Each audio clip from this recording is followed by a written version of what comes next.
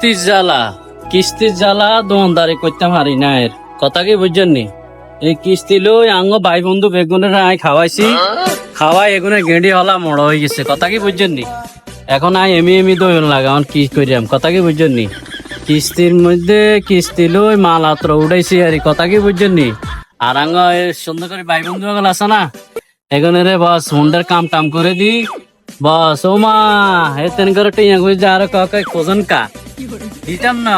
হ্যাঁ, আর আপনার বাহিনী আর জনের মোবিল পাল্টা এটা করে আপনারাই বিচার করে। এই জগতে আছে কিরকম মানুষ বালা? কথা বুঝছিনি? আর খুঁজলে আর গা দিয়ে আইয়ের। কথা কি বুঝছেন?